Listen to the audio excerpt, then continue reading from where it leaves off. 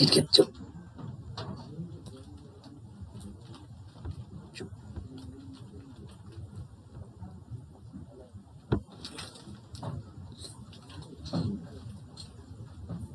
So guys, कैसे हैं आप सभी लोग। ऑनलाइन स्टडी के हमारे इस चैनल में आप सभी का स्वागत है। आज हम पार्ट 8 कराने जा रहे हैं सरफेस केमिस्ट्री का। इससे पहले हम 7 पार्ट करा चुके हैं और इनमें हमने काफी सारी चीजें डिस्कस कर ली हैं, तो एक बार उनको जाके देख लीजिए। आपको सुनने में, समझने में, पढ़ने में मजा आएगा। ये चैप्टर थ्योरेटिकल है, बट हमने ज्यादा से ज्यादा कोशिश की है कि इसको कॉन्सेप्चुअल बनाया जाए।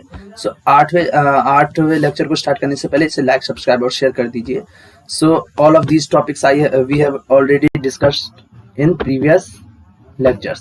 So if you want to study, then you go to previous parts of this lecture of this topic. Is it clear, students? अगर आपको इन सब टॉपिक को दोबारा से पढ़ना है तो आप पुराने वाले पार्ट हैं बनाए हैं, 7 पार्ट बना चुके हैं, उनको जाके देख लीजिए तो आपको चीजें समझ में आ जाएंगी। So आज हम करेंगे, कहाँ से करेंगे वो टॉपिक फटाफट जल्दी निकालते हैं। संगणन, ये सब चीजें हम करा चुके हैं चैप्टर में। आज का हमारा टॉपिक है, कौन सा टॉपिक है? आज का हमारा टॉपिक है आयनों का वर्णनात्मक अधिशोषण। इससे पहले हमने बता रखा है आविष्य उत्पत्ति के कारणों में 2 कारण बता रखे हैं, घर्षण विद्युतीकरण और पृष्ठीय अणुओं के विघटन, है ना। मेरे साथ रिपीट करते जाओ, घर्षण विद्युतीकरण और पृष्ठीय अणुओं के विघटन। आपसे पूछ सकता है आविष्य उत्पत्तिकरण के कोई 2 कारण बताइए, शॉर्ट में 1 नंबर है, पूछ लिया। तो ये हमारा बहुत ही इंपॉर्टेंट टॉपिक है, उससे रिलेटेड काफी क्वेश्चन आते हैं, तो हम इसको समझते हैं अच्छी तरीके से। तो ये क्या है? इसके अनुसार हम कहते हैं कि कोलाइडी कणों की सतह पर विलयन में उपस्थित आयनों का अधिशोषण हो जाता है। कोलाइडी कण का विलयन से उन्हीं आयनों का अधिशोषण करते हैं जो उनके निजी जालक में उभयनिष्ठ होते हैं। यानी कोलाइडी कण है ना, वो एक सतह प्रदान करते हैं, एक सरफेस प्रदान करते हैं। तो सरफेस प्रदान करेंगे तो कोई सरफेस है, फिर वो सरफेस प्रदान करते हैं कोई चीज, तो कोई दूसरी चीज आके उस पर अधिशोषित हो जाती है। ऐसे कोलाइडी जो कण होते हैं वो सरफेस प्रदान करते हैं, और जो विलयन होता है ना, विलयन में से उसके ऊपर विलयन के कुछ कण है ना अधिशोषित हो जाते हैं। कौन से कण अधिशोषित होंगे? वो कण अधिशोषित होंगे जो कोलाइड में उभयनिष्ठ होंगे, यानी कोलाइडी कण और जो अधिशोषित हो रहे हैं दोनों कॉमन होने चाहिए कण। फॉर एग्जांपल FeCl3 है ना, और FeCl3 है ना, और जल अपघटन से क्या बनेगा? उसके जल अपघटन से FeCl3 के जल अपघटन से FeOH3 का उल्ट्राइस बनेगा। तो ये दो हो गए हमारे पास, है ना। जल अपघटन से FeOH का उल्ट्राइस का कोलाइडी विलयन बन रहा है, तो FeOH3 का उल्ट्राइस का तो कोलाइडी विलयन होगा, और ये भी हो गया हमारे पास विलयन, है ना।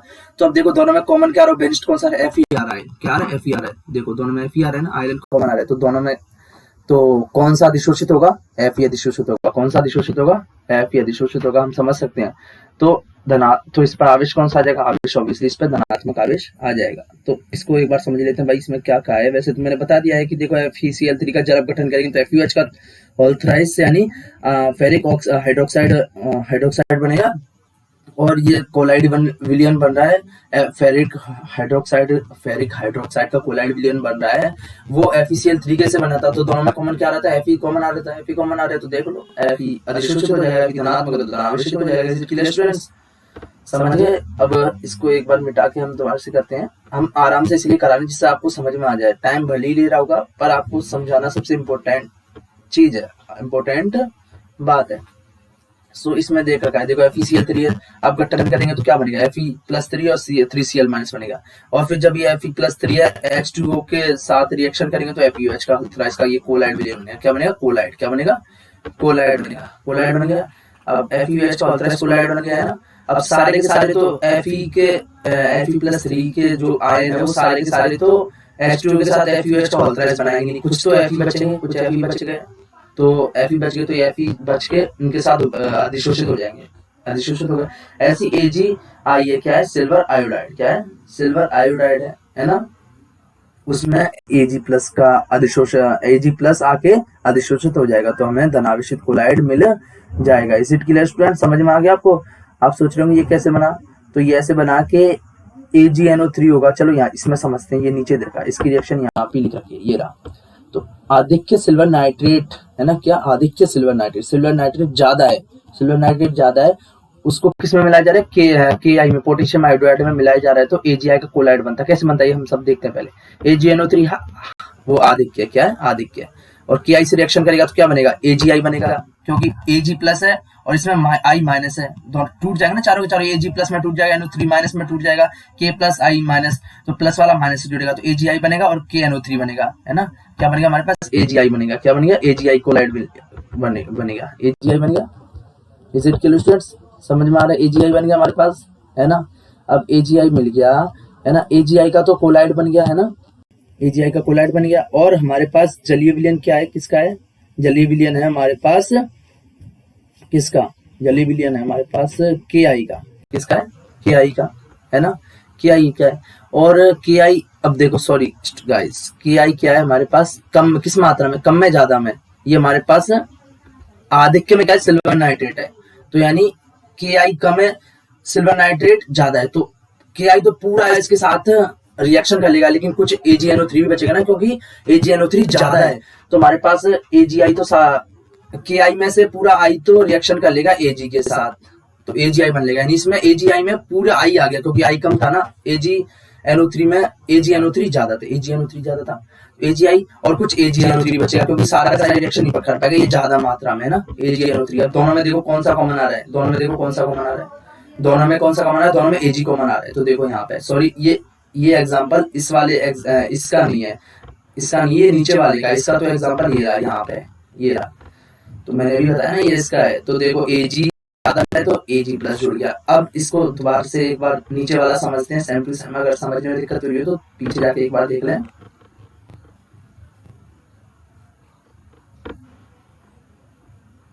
सो गाइस, अब देखते हैं कि AgNO3 विलयन में KI का अधिक, यानी KI तो ज्यादा है, AgNO3 कम है, तो जो कम है वो तो पूरा रिएक्शन कर लेगा, लेकिन जो ज्यादा है वो तो कुछ बचेगा ना, तो AgNO3 KI के साथ रिएक्शन करेगा तो AgI बनेगा। क्या बनेगा, AgI बनेगा। क्या बनेगा, AgI, silver iodide, silver iodide बना लिया, AgI बना लिया, क्या बना लिया, AgI। लेकिन हम देखो यहाँ पे क्या है, KI अधिक, यानी KI ज्यादा है तो KI बचेगा, जैसे इसमें AgNO3 अधिक था तो AgNO3 बच रहा था, इसमें KI ज्यादा है तो KI बचेगा। क्या बचेगा, KI बचेगा। Is it clear students, KI बच गया। अब देखो दोनों में कॉमन क्या आ रहा है, दोनों में I कॉमन आ रहा है, दोनों में क्या कॉमन आ रहा है, देखो आयोडाइड कॉमन आ रहा है, तो AgI किसके साथ कोलाइड का बनाएगा, आयोडाइड के साथ बनाएगा, तो ये नेट क्या हो गया, माइनस आ गया, नेट पे माइनस आ गया, ये तो अनावश्यक है, माइनस है तो टोटल क्या हो गया, माइनस हो गया, तो ऋणात्मक आवेश हो गया, समझ गए। इधर Ag कैसे जुड़ा, बल्कि दोनों में AgNO3 और KI थे ना, दोनों में KI थे, लेकिन इधर क्या था, इधर AgNO3 ज्यादा था तो AgNO3 में Ag आ रहा है तो Ag जुड़ गया था। इधर क्या था, इधर KI ज्यादा था, KI ज्यादा था तो KI में I आ रहा है तो I जुड़ जाएगा। इसे क्लियर स्टूडेंट्स, तो यहाँ तक समझ में आ गया, कोई दिक्कत थोड़ी, अगर दिक्कत हो तो हमें कमेंट करके बताइए और हम इसका सॉल्यूशन आपको जरूर प्रोवाइड कराने की कोशिश करेंगे जितना जल्दी संभव हो सके। अब अगला एग्जांपल समझते हैं, जैसे AS2 आर्सेनिक ऑक्साइड, ये आर्सेनिक ऑक्साइड में H2S गैस प्रवाहित कर रहे हैं ना, प्रवाहित की, तो क्या बनाएगा, AS2S3 बनाएगा। क्या बनाएगा, AS2S3 बनाएगा। अब सोचो इसमें AS2S3 बनाएगा, कौन सा बचेगा, कौन सा आयन कोलाइड होगा। अब देखो अगर हम AS2S3 बना रहे हैं, अब हमारे पास और क्या क्या बच रहा है, तो AS2O3 बच रहा है और H2SC बच रहा है, दो चीजें थी ना। अब देखो दोनों बच रहे ना, लेकिन हम गैस कौन सी प्रोवाइड करें, H2S गैस प्रोवाइड करें, तो ज्यादा मात्रा में कौन सी होगी, ऑब्वियसली H2SC होगी ना, गैस तो ज्यादा ही मात्रा में होगी। मुझे मान के चलो गैस प्रोवाइड करी तो मैं ज्यादा से ज्यादा गैस गुब्बारा भरता हूँ, तो हम गैस प्रोवाइड करते हैं तो ज्यादा होती है वो बाहर फेंक देते हैं। फिर मेरा एग्जाम्पल का मतलब है कि हम जो भी हमें गैस प्रोवाइड करनी है तो गुब्बारा तो जितना होगा, जितना गुब्बारे में गैस प्रोवाइड करनी है, जैसे AS2O3 में H2S गैस प्रोवाइड करनी है तो गुब्बारे में उतनी आएगी ना जितनी उसमें संभव हो सकेगा, उसके बाद जो गैस बची होगी उसको रखना ही पड़ेगा ना। तो बस ऐसे ही है कि इसमें जितनी गैस आएगी, जितनी इसको जरूरत है इतनी आ गई, बढ़ गई रिएक्शन, इतने H2S गैस ज्यादा है तो H2S का अधिक हो जाएगा। H2S का अधिक क्या आ रहा है, तो देखो H2S3 में और H2S में क्या कॉमन है, S कॉमन है, सल्फाइड, तो ये सल्फाइड यहाँ पे अधिशोषित हो जाएगा। ऐसे AlOH का होल थ्राइस कोलाइड। अब इससे पूछ सकता है भाई कि जो आर्सेनिक ऑक्साइड के विलयन में H2S गैस प्रोवाइड करें तो बनने वाला कोलाइड की प्रकृति क्या होगी, तो कह सकते हैं कि भाई आप खुद सोच लो, H2S गैस है तो S क्या है, माइनस है, तो माइनस प्रकृति हो जाएगी। ऐसे AlOH का होल थ्राइस कोलाइड धनाभिषेक होता है, वो अभी देखें कैसे आ रहा है, क्योंकि यह विद्युत अपघट्य AlCl3 के Al+3 आयनों का अधिशोषण कर लेता है। कैसे कर लेता है, देखो AlOH का होल थ्राइस और AlCl3 रिएक्शन करेंगे, है ना, तो देखो दोनों में अधिशोषित करेंगे। देखो OH का ऑल्ट्राइज कोलाइड है ना, कोलाइड है, तो इसकी सतह पर अधिशोषण होगा किसका, इस विलयन का। अब देखो मैंने बताया था ना कि कौन सा वेनिस्ट होते हैं, कौन से वेनिस्ट होने चाहिए, तो दोनों कॉमन क्या है, Al कॉमन आ रहा है, दोनों में कॉमन Al आ रहा है ना, तो Al हमारे पास अधिशोषित हो जाएगा, Al हमारे पास अधिशोषित होगा, तो हम कह सकते हैं भाई ये धनावेशित कोलाइड होगा। क्या होगा, धनावेशित कोलाइड होगा। इधर माइनस नहीं आएगा गाइस, इधर माइनस नहीं आएगा, by mistake it is printed, so you have to study by awaken, ध्यान चाप कर बिल्कुल स्टडी करनी है, समझ गया। अब समझ गए स्टूडेंट्स। सो अब हम देखते हैं कि भाई ये स्तर क्या होते हैं, तो ये FUH का ऑल्ट्राइज हमने देखा, ये कोलाइड है। अब इसमें है ना हमने देखा FUH का ऑल्ट्राइज में हमने देखा क्या हमसे जुड़ रहा था, कौन सा कोलाइड कौन सी सतह जुड़ रही थी, कौन सा आयन जुड़ रहा था, जो कॉमन होता है, दोनों में कॉमन क्या रहा था, Fe कॉमन आ रहा था, Fe कॉमन आ रहा था, Fe जुड़ रहा था। तो देखो पहले तो Fe जुड़ जाएगा, क्योंकि जो ये तो कोलाइड हो गया, तरह से कोलाइड का पूरा विलयन है ये FUH का ऑल्ट्राइज था। अब उससे क्या जुड़ गया, Fe जुड़ गया, ये चारों तरफ जुड़ गया, F जुड़ गया, लेकिन Fe तो जुड़ गया, लेकिन बाद में और क्या बचा हमारे पास, Cl माइनस, तो आयन बचे होंगे ना, Cl माइनस, अब वो घूम रहे होंगे इधर बचे होंगे, तो वो क्या करेंगे, वो Fe के बाहर एक और परत बना लेंगे और Cl माइनस जुड़ जाएंगे। जैसे फॉर एग्जाम्पल ये है हमारे पास, ये हमारे पास कोलाइड बन रहा है, तो ये किसका है, AgI का कोलाइड बन रहा है ना, AgI का, तो AgI तो अंदर सॉल्यूशन आ जाएगा है ना, और पहली परत कौन सी आएगी, पहली परत वो आएगी जिसका अधिशोषण हो रहा है किसका, और इसमें आयोडाइड का, तो इधर I माइनस आ जाएगा, इधर आ जाएगा Fe3 माइनस की जगह, और बाहर फिर एक और परत बन जाएगी, वो किसकी होगी, वो किसकी होगी बताइए गाइस, खुद कमेंट करके बताइए, वो होगी हमारे पास किसकी होगी, सोचो सोचो, वो होगी हमारे पास Ag की, किसकी होगी, Ag की, किसकी होगी, Ag की, क्योंकि देखो इधर माइनस आ रहा है ना, माइनस आ रहा है, तो बाहर ऑब्वियसली प्लस आना चाहिए, और हमारे पास I ले लिया, तो AgI में से I ले लिया, तो बचा कौन सा, इधर उधर घूम रहा होगा, Ag बच रहा होगा। अब इसमें से देखो, इसमें से AH2S3 अंदर आ जाएगा, बाहर पहली पर है ना जो कोलाइड है, अब कोलाइड पर अधिशोषित, ये तरह से कोलाइड सतह होगी नहीं, सतह पर अधिशोषित हो रहा है, कौन सा हो रहा है, H2 माइनस अधिशोषित हो रहा है, कौन सा है, H2 माइनस, इस सतह पे H2 माइनस हो जाएगा, कौन सा है, H2 माइनस हो जाएगा, H2 माइनस इधर अधिशोषित होगा, तो बाहर कौन सा घूम रहा होगा, AS आर्सेनिक घूम रहा होगा, तो बाहर आर्सेनिक हो जाएगा।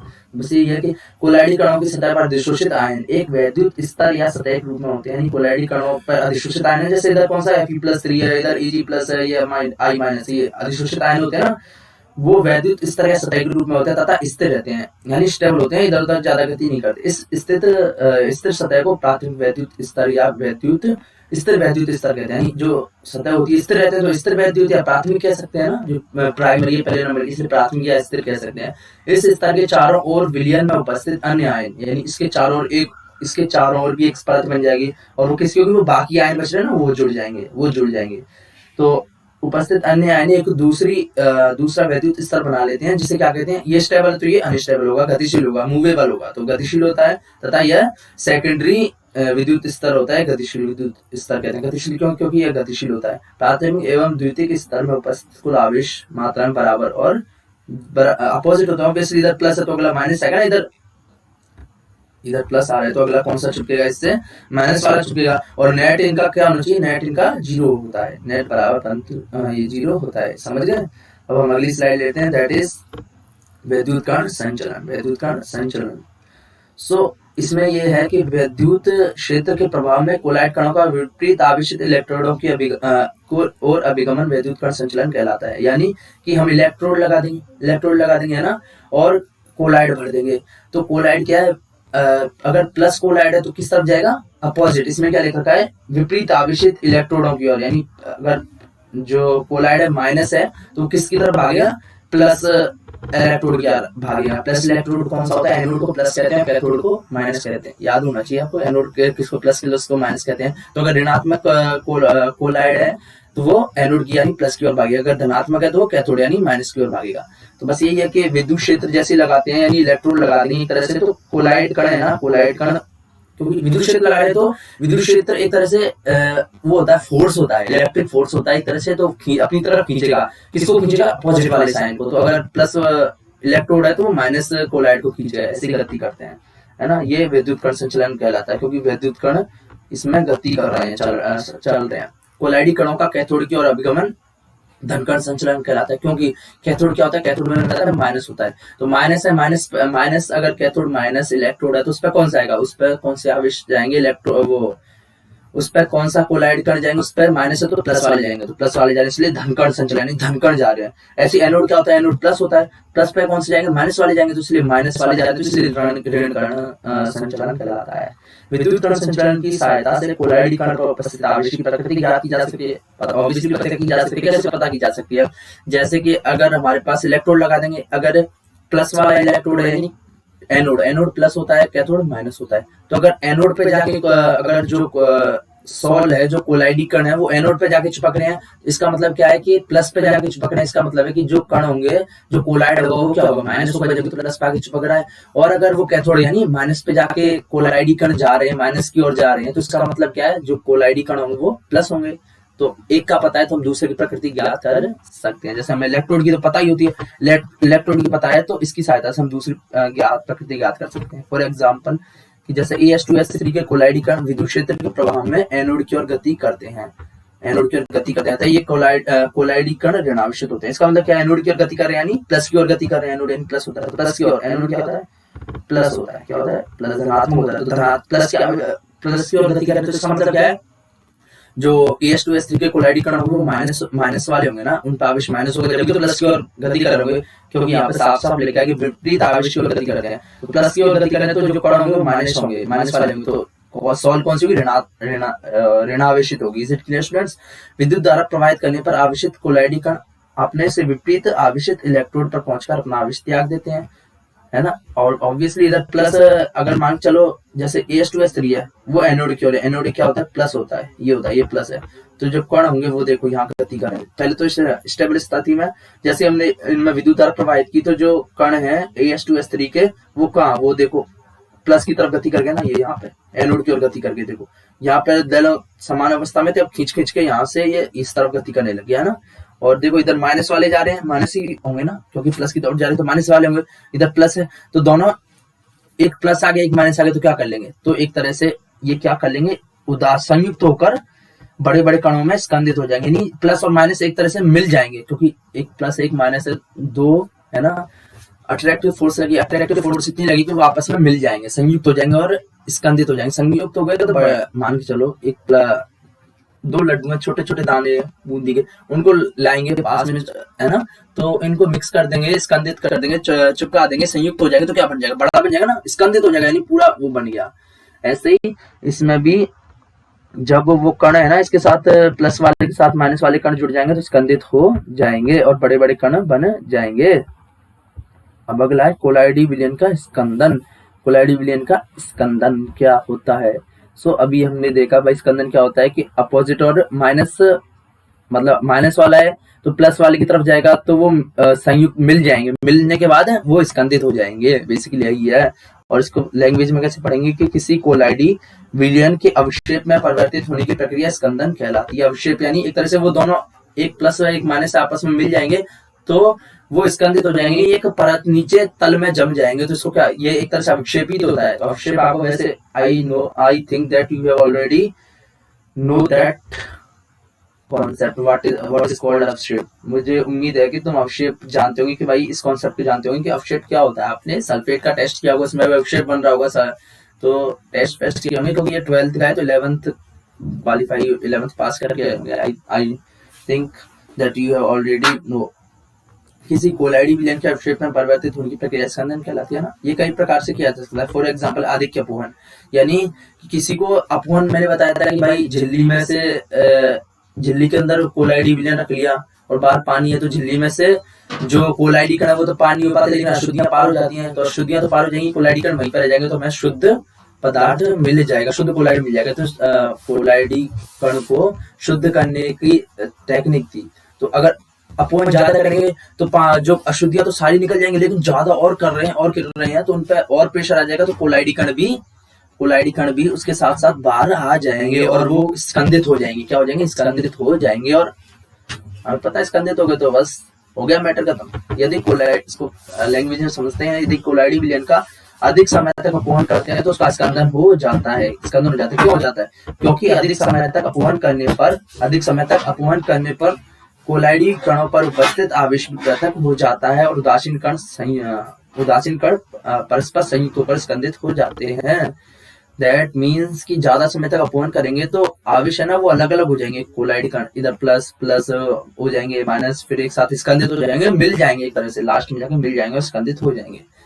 और अगला है विद्युत अपघट्य मिलाकरण।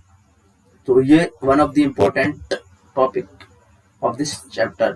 अभी हम देखें आरडी सुलझे का नियम से रिलेटेड काफी सारे क्वेश्चंस आए हुए हैं for JEE and NEET exams में। So if any students want to join JEE and NEET preparation, then you have to focus on this topic. Is it clear? कोलाइडी विलयन में सॉल्व कणों पर एक ही प्रकार का आवेश होता है, हमने पहले डिस्कस कर चुके हैं पुराने वाले लेक्चर्स में। विद्युत अपघट्य मिलाने पर, क्या मिलाने पर? विद्युत अपघट्य मिलाने पर विपरीत आवेशित आयन कोलाइड कणों पर अधिशोषित हो जाते हैं। ये भी हम पढ़ चुके हैं। विद्युत जो आयन होते हैं वो कोलाइडी कण पर अधिशोषित हो जाएंगे। कौन से आएंगे? विपरीत वाले आएंगे, क्योंकि जब भी तो स्कंदन होगा ना, स्कंदन जब भी होगा, हमें स्कंदन करना है तो क्या करना है? हमें अपोजिट वाले साइन के लाने। अपोजिट वाले साइन क्यों आएंगे? तो वो संयुक्त हो जाएंगे। हमने जस्ट इससे पहले वाले यहाँ पे पढ़ा है, देखो यहाँ पे देखा है कि अपोजिट साइन वाले आएंगे तो उदासीन बन जाएंगे, क्योंकि 1 + 1 - उदासीन हो जाएगा, मिलकर एक बड़ा कण बना लेंगे और स्कंदित हो जाएंगे। बस बेसिकली यही कॉन्सेप्ट है। विपरीत आवेशित आयन कोलाइड कणों पर अधिशोषित हो जाता है, अधिशोषित हो जाएगा, है ना, क्योंकि आएगा कोलाइड कण क्या है? सरफेस प्रोवाइड कराएंगे। सरफेस प्रोवाइड कराएंगे तो जो अपोजिट साइन का आएगा वहां पे अधिशोषित हो जाएगा। हो गया अधिशोषित हो जाता है, जिससे कोलाइड कण उदासीन होकर एक दूसरे के नजदीक आ जाते हैं। वृहद कणों का निर्माण होता है तथा अवक्षेप बनता है। इसको ऐसे समझ सकते हैं कि जैसे ये कोलाइड कण है ना, अब कोई विलियन है, विलियन के कण है ना, विलियन में से अपोजिट साइन, जैसे ये कोलाइड क्या है? कोलाइड है प्लस वाला, है ना, तो बाहर से क्या आएगा? माइनस आएगा तो इस सरफेस पे आके अधिशोषित हो जाएगा। सरफेस अधिशोषित होगा और इस कोलाइड की सरफेस पे भी माइनस के कणों को, कोलाइड क्या है? माइनस से वाला है। कौन सा है? ऋणावेशित कोलाइड है। कौन सा कोलाइड है? ऋणावेशित कोलाइड है। और इधर कण कौन से? पॉजिटिव आ रहे हैं। तो पॉजिटिव और अगर नेगेटिव साथ होते हैं तो वो एक तरह से संयुक्त हो जाते हैं और आवेश 0 हो जाता है। दोनों का आवेश 0 हो जाएगा और पास आ जाएंगे। पास आने के बाद कण बड़ा बना लेंगे और हमें अवक्षेप बन जाएगा। पास आ जाएंगे तो ऑब्वियसली ये छोटे कण है, ये भी छोटे कण है। पास आ गए तो ये इसका छोटा और इसका छोटा मिलकर बड़ा हो गया, है ना, तो बस ऐसे ही बड़ा बन जाता है। ज्यादा दिमाग लगाने की जरूरत नहीं है, आपको सब समझ में आ रहा होगा। Is it clear? एग्जांपल से समझते हैं। AS2S3 के कोलाइडी विलयन में BaCl2 का विलयन मिलाने पर ऋणावेशित सॉल्ट कणों का उदासीनीकरण Ba2+ आयनों द्वारा होता है, क्योंकि हमने अभी जस्ट देखा कि AS2S3 ऋणावेशित सॉल्व होती है। आपसे क्वेश्चन पूछ सकता है कि भाई AS2S3 ऋणावेशित सॉल्व होती है, इसको सिद्ध कीजिए। तो आप कौन सा करेंगे? आप इस एक्सपेरिमेंट को बताएंगे विद्युत कण संचलन। कैसे बताएंगे? कि 2 इलेक्ट्रोड लगाएंगे, फिर जो AS2S3 सॉल्व है आपको पता है ऋणावेशित सिद्ध करनी है, तो हमें पता है ऋणावेशित करनी है तो हमें किस तरफ करना पड़ेगा? किधर, कौन से इलेक्ट्रोड की और हमें गमन करवाना पड़ेगा? माइनस से तो प्लस की ओर गमन कराना पड़ेगा। तो हम कह सकते हैं कि प्लस कौन होता है? एनोड होता है। तो हम कह सकते हैं कि जब हम इलेक्ट्रोड लगाते हैं तो जो सॉल्व होती है, जो कोलाइड कण होते हैं वो एनोड की ओर गति कर सकते हैं। यानी एनोड क्या होता है? प्लस। एनोड की ओर गति कर रहे हैं, यानी जो एनोड की ओर गति कर रहे हैं, यानी जो एनोड क्या होता है? प्लस होता है। तो अगर प्लस की ओर गति करने तो सॉल्व कौन सी होगी? माइनस होगी। तो हम कह सकते हैं कि माइनस होगी, तो हम कह सकते हैं कि AS2S3 कोलाइड होता है वो ऋणावेशित सॉल्व होती है। AS2S3 ऋणावेशित सॉल्व होती है क्योंकि इसके कण एनोड की ओर गति करते हैं। आपको पूछ सकता है कि भाई विद्युत कण संचलन को उदाहरण द्वारा, एक्सपेरिमेंट से उदाहरण द्वारा समझाइए। क्वेश्चन पूछ सकता है, आपको खुद क्वेश्चन बनाने पड़ेंगे। तो जैसे AS2S3 है, मुझे पता है AS2S3 क्या होती है? माइनस होती है। क्या होती है? माइनस होती है ना, माइनस ऋणात्मक सॉल्व होती है ना। तो आप देखो AS2S3 है ना, S2S3 है। अब उसमें क्या? S2- आयन अधिशोषित होंगे, क्योंकि हमने बताया था भाई जस्ट इससे पहले वाले में कि कौन सा अधिशोषित होगा। यहाँ पे हमने बताया था, एक सेकंड, जस्ट यहाँ पे आयनों का वर्णात्मक अधिशोषण में जो कॉमन होते हैं ना, दोनों में कॉमन होते हैं वही अधिशोषित होते हैं। तो यहाँ पे देखो AS2S3 सॉल्व है और क्या? AS2S3 सॉल्व है और S आयन इस पर अधिशोषित हो रहा था। यहाँ पे देखो H2S गैस प्रवाहित कर रहे थे ना, देखो H2S गैस प्रवाहित करे तो H2- अधिशोषित हो रहा था, क्योंकि H2 दोनों में S कॉमन था। तो बस यही है कि यहाँ पे ये अधिशोषित हो गया। तो ये तो फर्स्ट स्टेप है। लेकिन दूसरा बनाएंगे। अब AS2S3 दोनों तो नेगेटिव हो गई ना, क्योंकि नेगेटिव हो गया है ना। इसके बाद अब हम BaCl2 मिलाएंगे, क्या मिलाएंगे BaCl2, इसमें Ba+2 2Cl माइनस, तो ऑब्वियसली इधर माइनस है तो हमने जस्ट पहले पढ़ा था, यहाँ पे पढ़ा था। अगली सतह, अगली वाली परत होती है, फर्स्ट तो होती है जो अधिशोषित हो रहा है, उसके बाद अगली परत कौन सी होती है, जो बाकी आयन बच रहे हैं, लेकिन वो अपोजिट प्रकृति को होनी चाहिए, जैसे इधर प्लस तो अगली माइनस होनी चाहिए, अगर इधर माइनस होता तो इधर प्लस होता। तो बस बेसिकली यही है कि जो इधर माइनस आ रहा है, माइनस वाले तो बाहर कौन सा अधिशोषित होगा, इसके बाहर सेकंड परत में कौन सा होगा, Ba+2 होगा, Ba+2 होगा। अब इधर प्लस आ गया और इधर माइनस आ गया, तो दोनों पास पास आ जाएंगे और एक तरह से स्कंदित हो जाएंगे, क्या हो जाएंगे, स्कंदित हो जाएंगे। तो विद्युत अपघट्य का वह आयन जो कोलाइडी कणों के अवक्षेपण में सक्रिय भाग लेता है समाक्षेपण आयन कहलाता है, समाक्षेपण आयन कहलाता है। तो इसमें देखो विद्युत अपघट्य कौन सा ही है, इसका कौन सा आयन भाग ले रहा है, B ion, barium, Ba+2 sorry, Ba+2 ion भाग ले रहा है। तो Ba+2 कौन सा, समाक्षेपण आयन कहलाता है। आपसे क्वेश्चन पूछ सकते हैं, ये दे देगा तो इनमें समाक्षेपण आयन कौन सा है, तो आपको बताना पड़ेगा। Is it clear students? तो जो इसका अंदर नियम दिया था हाइड्रोसुल्जी वैज्ञानिक ने, वो क्या था, वो था कि किसी कोलाइड की निश्चित मात्रा को स्कंदित करने वाले विद्युत अपघट्य की मात्रा कोलाइडी कण से विपरीत आवेश युक्त आयन की संयोजकता पर निर्भर करती है। इसका मतलब है कि जो हमें कोलाइडी कण को स्कंदित करना है, कोलाइडी कण को स्कंदित करना है, तो कितना ज्यादा स्कंदित होगा वो डिपेंड करेगा कि भाई जो विद्युत अपघट्य ला रहे हैं ना, उस पर संयोजकता कितनी है। तो जितनी ज्यादा संयोजकता होगी उतना ही ज्यादा हमें स्कंदित करेगा। लेकिन जो विद्युत अपघट्य अपोजिट साइन का होना चाहिए, जब भी तो इधर अगर माइनस अपोजिट साइन का, जब भी तो स्कंदित होगा ना, जब भी तो कण पास पास आएंगे। तो बस ये लिख रखा है कि किसी कोलाइड की निश्चित मात्रा, यानी भाई कितनी निश्चित मात्रा को स्कंदित करने वाले, हमें फिक्स मात्रा हम ले रहे हैं, हमें ले जाना है कि भाई 50 ग्राम AH2SO लिया, तो ऐसी निश्चित मात्रा को स्कंदित करने वाले विद्युत अपघट्य की मात्रा है ना। पिछले वाले में क्या था, पिछले वाले में विद्युत अपघट्य था बेरियम क्लोराइड, क्या था, बेरियम क्लोराइड।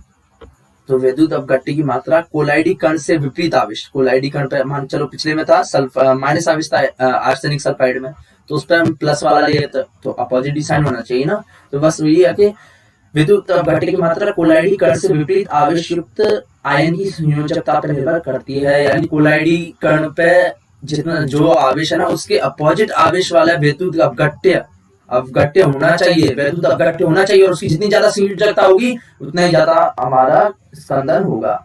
सो हम कह सकते हैं अगर धनावेशित कोलाइड कण है तो उस पर कौन सा वो आना चाहिए विद्युत अपघट्य, उस पर ऋणावेशित विद्युत अपघट्य आना चाहिए, तो ऋणावेशित आना चाहिए। तो बस ये कि धनावेशित कोलाइड कण के प्रति ऋणायन की स्कंदन शक्ति का घटता क्रम, देखो कैसे घटता क्रम बताओ। तो मान के चलो कोई धनावेशित कोलाइड है, हमें पता नहीं कौन सा, मान के चलिए X है, धनावेशित है X प्लस M, मानिए संयोजकता कुछ भी हो सकती है, M है 2 1 2 3, X प्लस X की संयोजकता कितनी है, प्लस M। तो धनावेशित कोलाइड का है। अब ऑब्वियसली मुझे पता है धनावेशित, तो मुझे क्या देखना है, मुझे माइनस वाला देखना पड़ेगा ना, क्योंकि विद्युत अपघट्य माइनस वाला देखना पड़ेगा जब भी स्कंदन होगा। तो देखो माइनस से इस पर कितना चार्ज आ रहा है, इस पर -4 आ रहा है, इधर -3 आ रहा है, इधर -2, इधर -1, किसका ज्यादा है, -4 ज्यादा है ना, क्योंकि ऋणायन की ऋणायन वाला देखना है, ऋणायन पे -4, ऋणायन वाला देखना है, तो -4 ज्यादा आ रहा है। आप सोच रहे होंगे -4 तो कम होता है, लेकिन प्लस वाला है तो हमें माइनस के कंटेस्ट में देखना है। हमें हमारे पास जो कोलाइड कण है वो क्या दे रखे हैं, धनावेशित दे रखे हैं, तो हमें माइनस वाले देखना है। अगर माइनस वाले दे रखे हो तो प्लस वाला देखते हैं। आप समझो, ये देखो कि धनावेशित है तो हमें माइनस वाला देखना पड़ेगा, माइनस वाले देखने पड़ेंगे। तो माइनस में जितना ज्यादा होगा उतना ही ज्यादा होगा। अगर इधर प्लस होता तो अगर प्लस है, अगर इधर माइनस होता तो हम प्लस में देखते, प्लस जितना ज्यादा होगा उतना ही अधिक होगा। तो अभी तो हम माइनस का देखते हैं, तो माइनस में देखो 4 ज्यादा होता है तो इसका ज्यादा होगा, इससे बना इसका, इससे बना इसका, देख सकते हैं। ऐसे अगर ऋणावेशित कोलाइड कण है, ऋणावेशित कोलाइड कण है तो हम क्या देखेंगे, हम प्लस वाला देखेंगे, क्या देखेंगे, प्लस विद्युत अपघट्य होना चाहिए। तो प्लस में जितना ज्यादा चार्ज होगा उतना ही ज्यादा होगा। तो यहाँ पे देखो, यहाँ पे +4 है, +3 है, तो +4 ज्यादा होता है ना, तो इसका ज्यादा, फिर इसके बाद इसका कम कम कम होता जाएगा। जितना ज्यादा आवेश होगा उतना ही ज्यादा स्कंदन होगा। Is it clear students? यहाँ तक समझ में आ गया? तो ये क्वेश्चन करते हैं कि AH2S3 कोलाइड ऋणावेशित है।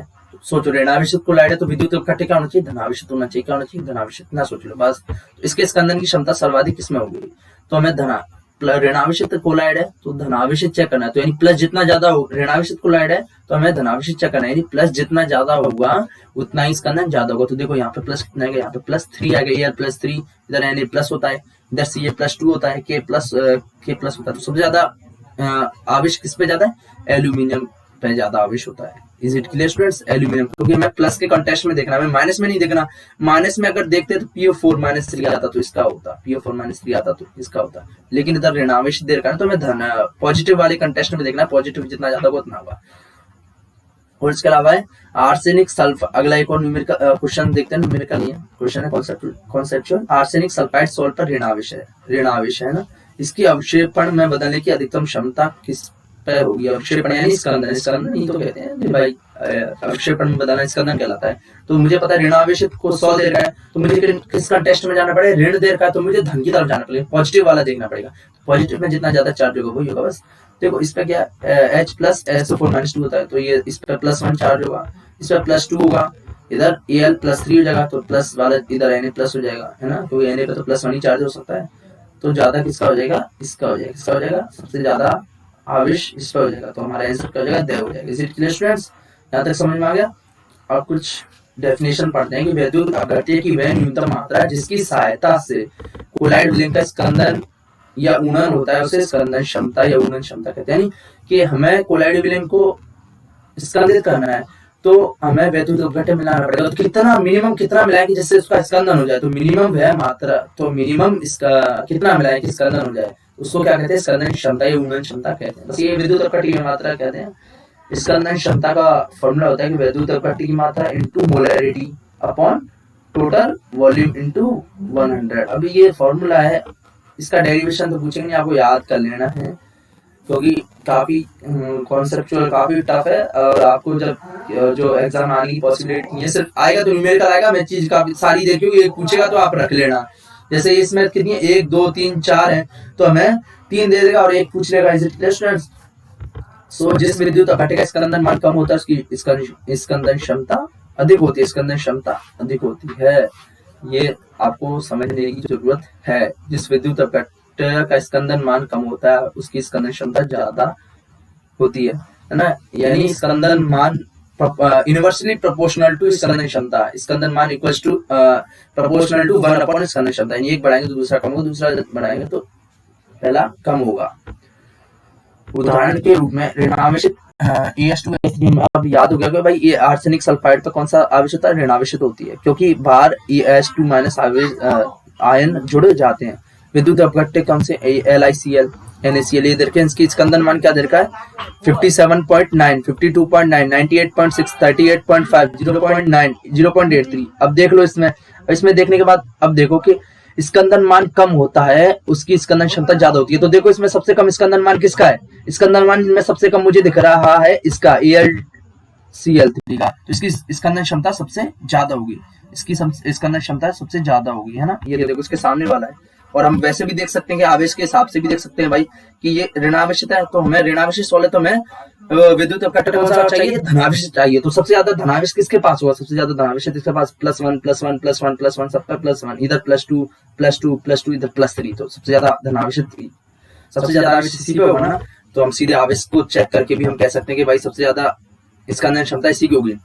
उसके अलावा स्कंदन क्षमता देखो, अब हम दे दे कि हमें ये दे चाहे नहीं दे, इससे फर्क नहीं पड़ता, हमें सीधे आवेश देख के भी कह सकते हैं। जैसे इन दो ये इधर इस पे +1 आएगा, इस पे Mg+2 आएगा, तो दोनों को कह सकते हैं कि भाई +2 ज्यादा होता है, ऋण के लिए चेक करें, माइनस के लिए चेक करें तो प्लस का देखेंगे हम, +1 ज्यादा होता है या +2 ज्यादा होता है, +2 ज्यादा होता है। सबसे ज्यादा स्कंदन कौन करेगा, इन दोनों में कंपैरिजन करेंगे तो Mg और Li में तो Mg ज्यादा स्कंदित करेगा, तो यानी इसकी Mg की स्कंदन क्षमता LiCl की तुलना में ज्यादा होगी। और हम वैसे भी कह सकते हैं स्कंदन मान देख के भी, देखो स्कंदन मान 0.9 है इसका Mg का और 57.9 LiCl का है, तो कम किसका है, Mg का है। तो हमने बताया था कि कम होता है तो स्कंदन क्षमता ज्यादा होती है। Is it clear students. और अगला हमारा टॉपिक है प्रोटेक्शन ऑफ कोलाइड्स, कोलाइड का रक्षण। तो हमें पता है कि द्रव विरोधी कोलाइड होते हैं वो अस्थायी होते हैं, अनिष्टायी स्कंदित हो जाते हैं, यानी हमें अगर उनको रोकना है, स्कंदन उनसे बचाना है, तो हम कुछ अलग से द्रव स्नेही कोलाइड मिला देते हैं। क्या मिला देते हैं, द्रव स्नेही कोलाइड मिला देते हैं। अगर द्रव स्नेही कोलाइड मिलाएंगे तो उनका स्थायित्व बढ़ जाएगा, इसे क्या कहते हैं, हम कोलाइडों का रक्षण कहते हैं। तो बस बेसिकली ये लिख रखा है कि द्रव विरोधी कोलाइड द्रव स्नेही कोलाइड की तुलना में अधिक अस्थायी होते हैं, हमें पता है भाई, द्रव विरोधी हम पढ़ चुके हैं। एवं शीघ्र स्कंदित हो जाते हैं, अस्थायी है तो स्कंदित भी जल्दी हो जाएंगे। यदि किसी द्रव विरोधी कोलाइड में द्रव स्नेह कोलाइड की मात्रा डाल दी जाए तो द्रव विरोधी कोलाइड का स्थायित्व बढ़ जाता है। चूंकि द्रव विरोधी कोलाइड कणों के चारों ओर अधिशोषण के द्वारा द्रव स्नेह कोलाइड कणों की एक रक्षक सतह बन जाती है जिससे वे अवक्षेपित नहीं हो पाते हैं। इस प्रकार के कोलाइड को रक्षी कोलाइड कहते हैं। यानी कहने का मतलब है कि जब हम द्रव स्नेह कोलाइड द्रव विरोधी कोलाइड में मिला देंगे तो द्रव स्नेह कोलाइड के कण तो बिल्कुल एक लेयर होती है, उनको कोई दिक्कत नहीं होती। यहां तक समझ में आ गया, इनको कोई दिक्कत नहीं होती। द्रव स्नेह कोलाइड कणों को कोई दिक्कत नहीं होती, वो स्थायी होते हैं। बल्कि द्रव विरोधी कोलाइडों को दिक्कत होती है। तो हम ऐसी एक द्रव स्नेह कोलाइड मिला देंगे तो बीच में द्रव विरोधी कोलाइडों के बीच में एक परत बन जाएगी, उनके एक बीच में आ जाएंगे। एक तरह से ऐसे है कि दो जानी दुश्मन है, उनके बीच में एक 5-6 जानी दुश्मन के बीच में 10-15 वो बिल्कुल शांत स्वभाव वाले ग्रंथ पढ़ने वाले उन इंसानों को खड़ा कर दिया तो वो माहौल शांत करने की कोशिश करेंगे। बस ऐसा ही कि वो माहौल शांत करने की कोशिश करते हैं और एक लेयर बना लेते हैं। अगर लेयर बना लेंगे, परत बना लेंगे, तो जो द्रव विरोधी कोलाइड के कण है वो पास नहीं आ पाएंगे और स्कंदित नहीं हो पाएंगे। बस यही है कि एक परत बना लेते हैं और पास स्कंदित नहीं हो पाएंगे। और अगला है गोल्ड संख्या, स्वर्ण संख्या। तो हम पढ़ते हैं भाई रक्षी कोलाइड की। रक्षी कोलाइड हम पढ़ चुके हैं कि भाई द्रव विरोधी कोलाइडों को इस स्थायित्व को बचाने के लिए हम द्रव स्नेह कोलाइड मिला लेते हैं जिससे एक परत बन जाती है और वो कोलाइडी कणों, जो द्रव विरोधी कोलाइडी कणों को पास आके स्कंदित नहीं होने देती। इसी को क्या कहते हैं? रक्षी कोलाइड कहते हैं। रक्षी कोलाइड की मिलीग्राम में मात्रा, नहीं भाई कितना रक्षी कोलाइड मिलाएंगे, मिलीग्राम में मात्रा जो 10 मिलीलीटर गोल्ड हाइड्रोसॉल यानी गोल्ड की हाइड्रोसॉल यानी AuOH को होल्ड थ्राइस। तो गोल्ड हाइड्रोक्साइड के स्कंदन को 10% NaCl के 1 मिलीलीटर को मिलाने पर रोकने में आवश्यक को गोल्ड संख्या कहलाती है। इसका मतलब है कि जो गोल्ड हाइड्रोसॉल है ना, गोल्ड हाइड्रोसॉल है, अब NaCl का विलयन गोल्ड हाइड्रोसॉल में कितना, कैसा NaCl का विलयन होगा? वो होगा 10% NaCl होगा, 10% NaCl होगा। यानी NaCl के सॉल्यूशन यानी 100 मिलीलीटर पानी में 10 मिलीलीटर क्या होगा? NaCl होगा। तो 10 है ना, इस हिसाब से होगा, इस रेशो में होगा। 100 में 10 है तो एक में कितना होगा? एक में होगा 0.1, एक में 0.1 होगा। Is it clear students? एक में 0.1 होगा क्योंकि उसका 10% लेना है, जितना 1 मिलीलीटर ले रहे हैं ना। बस यही है कि 100% NaCl के 1 मिलीलीटर को किस में मिलाएंगे हम? गोल्ड हाइड्रोसॉल। कितने में? 10 मिलीलीटर गोल्ड हाइड्रोसॉल में मिलाएंगे। तो हमें पता है कि 10% NaCl के 1 मिलीलीटर को 10 मिलीलीटर गोल्ड हाइड्रोसॉल में मिलाएंगे तो हमें पता है ये इसके आयन है ना स्कंदित होने की कोशिश करेंगे, क्योंकि अपोजिट साइन के आ जाएंगे और स्कंदित होने की कोशिश करेंगे। इस कंडीशन में हमें इसको रोकने के लिए, भाई स्कंदन रोकने के लिए हम रक्षी कोलाइड कितना मिलाएं, जो मात्रा होती है वो क्या कहलाती है? हमें गोल्ड संख्या कहलाती है। कुछ और इसमें कुछ मात्राएं देती हैं भाई, जिलेटिन की कितनी गोल्ड संख्या होगी, भाई कितना मिलाएंगे, कितना मिलाना चाहिए जिलेटिन जिससे 10 मिलीलीटर गोल्ड हाइड्रोसॉल स्कंदित होने से बच जाए। कब? जब उसमें 10% NaCl को मिलाया जाए। कितना? 10% यानी उसकी कॉन्सेंट्रेशन कितनी क्या होती है? 10% उसकी कॉन्सेंट्रेशन मोलैरिटी होती है। उसमें 1 मिलीलीटर 10% का 1 मिलीलीटर NaCl सॉल्यूशन है, वो 10 मिलीलीटर हाइड्रोसॉल में मिलाया जाए तो जिलेटिन 0.005 से 0.31 के आसपास रिक्वायरमेंट होगी।